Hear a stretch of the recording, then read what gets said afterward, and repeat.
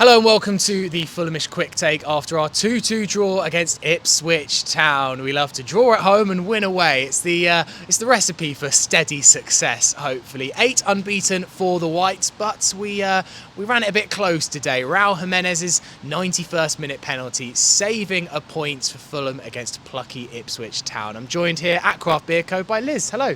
Hi Sammy, Happy New Year. Happy New Year. First quick take of 2025. Here's to some good ones. What did you think of today's game? Just first and foremost, your kind of instant thoughts after drawing 2-2. Obviously disappointing. You know, we should be beating promoted teams at home, but I actually feel more just like relieved that we saved a point, kept the unbeaten run going. Yeah, I'm really relieved that we saved a point, but at 1:59 p.m. I wouldn't have taken a point from this game. And I think I'm sure we'll come on to this, but there is a wider problem about when we face these sort of smaller teams or teams that are lower down the table. Nothing teams.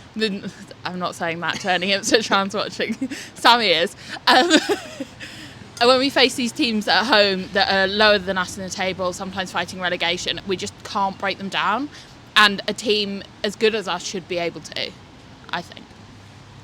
Ipswich Town fans, I was joking. Don't have a go at me in the comments. Don't at me. We're here at Craft Beer Co, by the way, the perfect place for a pre or post-match pint, located at Hammersmith Broadway, a beautiful pub with this beautiful outdoor seating area. The weather's a bit better. If you're coming to Fulham later in the summer, beautiful. Liz, what are you drinking? I'm having a melon and cherry cider. It's really nice, very sweet. I really needed it after today. And obviously, a lot of people are doing dry January, and they have 3 different non-alcoholic beers here at Craft Beer Co. I'm drinking the Brulo. Honestly, you wouldn't know it's non-alcoholic. It is delicious, so I would recommend. Let's get into the game, Liz. And I feel like the big talking point first and foremost was Marco sticking with the same. Is it a 5 at the back? Is it a 5 midfield? Whatever it is, it's not the same. It's 5 at the back. It's the same lineup that we played against Chelsea and Bournemouth, or same formation, I should say. And I think a lot of people thought today that he would revert to the 4 at the back system. I don't feel like it worked. And clearly Marco didn't either, because he changed it at half time. Yeah, I don't think it worked. I don't think it was a reason, though, that we didn't win today. I don't think we can pin it on that. I think if we'd had 4 at the back, we still wouldn't have won this game. And I was pleased at half time when the change came. Yeah. Obviously, Fulham had much more of the first half, dominated the ball. Should Leif Davis have got a red card? The challenge on Harry Wilson. It was a beautiful 1-2 between them. Dogso comes into consideration here. Denial of a goal scoring opportunity. VAR and the referee believed that there was a player covering. I've watched it back, and whilst yes, I can see the player covering, and I guess by the letter of the law, maybe it's a yellow card. I do believe that Harry Wilson, from what he does there, the touch that he has, I don't think the player covering is going to stop Harry Wilson scoring there. And therefore, I'm a bit like, it's a bit of a grey area for me, because in my eyes, it is denial of a goal scoring opportunity. Your thoughts? I think it's a yellow card. And we'll come on to some egregious refereeing decisions, don't worry, guys. But for me, it's a yellow. I understand what you're saying, but if there is a player covering, and if the rule existed that if you think the attacker is good enough to get past them, we'd be all kind of mess. I mean, at the time, obviously, I was totally losing my mind, but having had a couple of moments to reflect on it, I think it's a yellow. I think that's the fruity cider talking there. At the time, definitely a red card. Mellow fruity cider, though, we've downgraded it to a yellow. Obviously, then Ipswich went and scored pretty much against the run of play. Sammy Smodic scored. An absolute mess in the box. I think it was Johnson from Ipswich who put the cross onto the bar. It was actually quite a good header. He got above Anthony Robinson. It's on Calvin Bassey there. He has so much time. He could take a touch. He could have a think. He just swipes at it, doesn't he? And it's a terrible clearance. And really, I love Calvin Bassey. We all do, but it has to go down as his error. I agree with you. Yeah, it was against the run and play, but equally at that point, I couldn't say that I didn't think Ipswich were bad value for it, if you get what I mean. Yeah. I think that reflects my feelings about the game as a whole. I'm not that's an absolute travesty that we came away with that with a point. I thought Ipswich were really good across the park in playing the game that they wanted to play. And it wasn't like we'd been missing loads of chances. We just weren't having any. Yeah, we weren't. And I mean, it feels like Fulham's quite struggling, I feel like, against teams that are lower than us. We actually had a stat on the Thursday Club podcast this week that we were emailed in. I believe it was from Full Ernston that sent this email, who said that Fulham's points per game against teams higher than us is about 2.7, something like that. And our points per game against teams in the bottom 8 is about 1.25 or something like that. It's really coming into the fore, and I don't think that anymore this is just a bit of a fluke. I think we just struggle to play against teams that sit back and give us the ball. You know, it was a 0-0 draw against Southampton. It's a 2-2 draw against Ipswich. We struggle to create against teams like Everton and West Ham. It feels just like this Fulham team needs to find a way, maybe bring back the fast starts like we had in the Championship. Yeah, easier said than done, of course. And I do think that first season when we came up, we got 28 points out of 30 from the bottom 5. Yeah. It was an unmatched record in the Premier League that season. We were amazing, and we've lost that. Maybe it's that teams know what to expect now from us, and I don't know. The thing that I feel is difficult, yeah, it's a 2-2 draw. Like, we still scored 2 goals, but the 2 goals were Ipswich errors that led to penalties that led to us scoring, and they were both penalties. But I don't think, had chances been allowed to continue in those ways, they both would have resulted in actual goals. Yeah, and the closest we came to winning it was, again, a big Ipswich error right at the end. Let's go on to the penalties then. There's a few to get through here. First of all, Fulham's equalising penalty. I mean, I think what has to be said here is how on earth Darren Bond didn't give this in the first instance. It was really weird in the Hammersmith end because everyone was fuming that he hadn't given the penalty, but I'm just there like, well, it obviously is a penalty. Like, it has to be. And I was flabbergasted that it required VAR.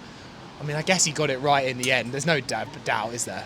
No, I mean, it's definitely a penalty. I think anyone, even the most biased Ipswich fan, would think that was a penalty. Darren Bond, I hate to criticise referees when it's not their fault that we didn't win today. Like, ultimately, we weren't good enough today. We weren't savvy enough. But Darren Bond had a really poor game, I thought. Maybe he was taking a lot of chanting against him personally. But just before the penalty, you can tell me whether I'm being insane about this, and I'm sure people will in the comments. Rodrigo Muniz gets kicked in the head. Yeah. Why is that not a red card? Like what justification? And I know so he plays advantage, and then it's obviously the penalty instant happens, but he should have pulled it back and given the player a red. I don't know who it was, but he did kick him in the head. He did give a yellow, I think, for the kick in the head, and it should have been a red card.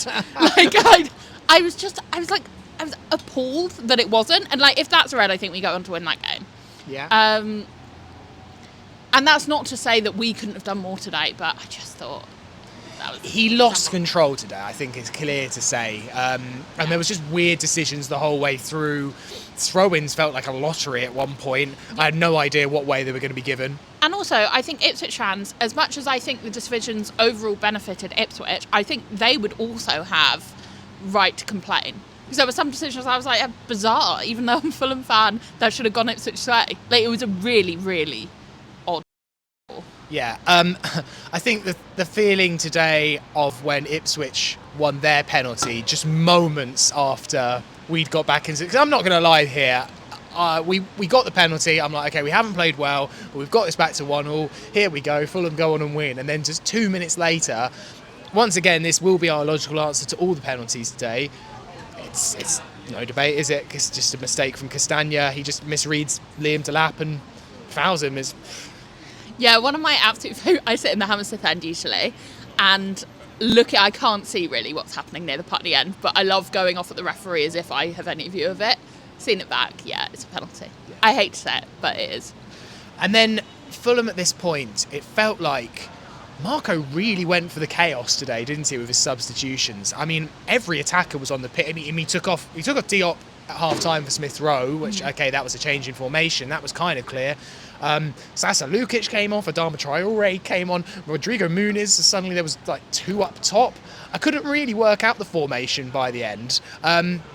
But actually, the chaos did something. It seemed to liven us up, and I thought we'd lose control, but we seemed to actually be okay. Although Ipswich obviously did hit the post, which was a bit of a scary moment. We're at our best towards the end of the game, I thought, and I thought the substitutions broadly worked. Obviously, we didn't win the game, but I think overall they were effective. I loved seeing Rodrigo Muniz back on the pitch. I don't know, like, he's not the most polished footballer, but he does give us something different.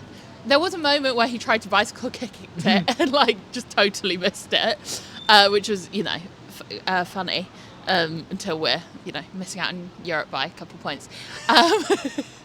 But I enjoyed the substitutions today. No, nothing against Marco for those. No. And then the equalising penalty, once again, clear penalty. It was one of those that at the moment I was like, that's soft, but it's a penalty. That was my feeling of it. I was like, Raul has clearly looked for the penalty there, but I'm not 100% sure which Ipswich defender it was. He put a foot out, and you can't give a striker like Raul Jimenez a second invitation. Yeah, I think that is just another penalty. There's nothing really to say. And actually, I thought his first penalty was really poor. I was just really grateful it went in. And then the second one, I said to the guy next to me, I was like, well, I'm feeling touchy about this because the last one was so bad. He walloped it. It was a great penalty. Yeah. So that's now 11 out of 11 penalties in the Premier League for Raul. He hasn't missed one yet. So he is good from the spot, and it makes you wonder why on earth he isn't always our penalty taker like earlier in the season when Andreas was allowed to take one and missed one. I feel like from now on it'll be Raul. Yeah. Like, Andreas was on the pitch, right, for at least one of them, and it's Raul's spot to lose. Yeah, 100%.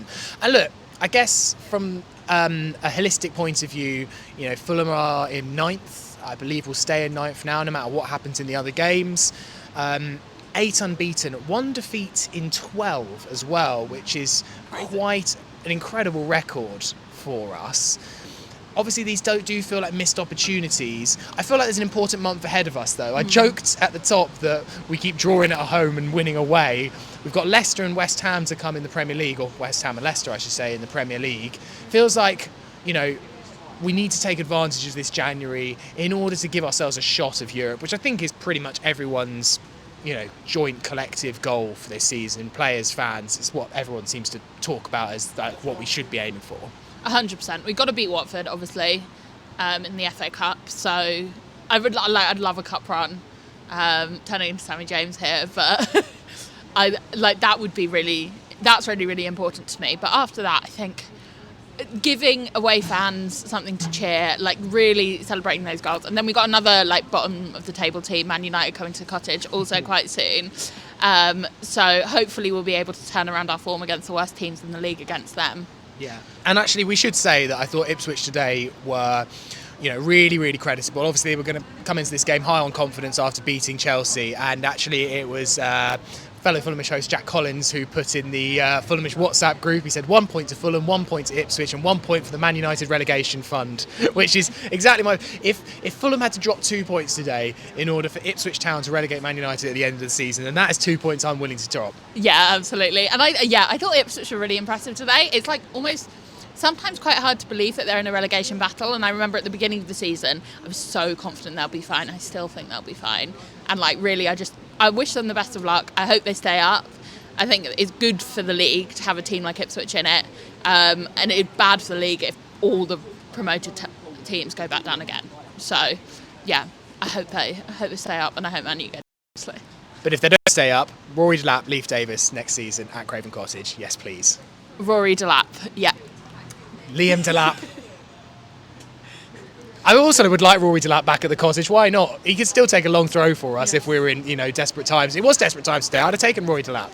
Yeah. I mean, they were an enjoyable team to watch, and I hope they stay up, and I hope to go to Portman Road next season. Fingers crossed for that. All right, that'll do for the quick take today. Thank you very much for watching. Let us know what you thought of the game in the comments, and if you haven't subscribed to the channel already, please consider subscribing. Liz, thank you. Thank you for having me. Thanks for watching. Come on, you Whites.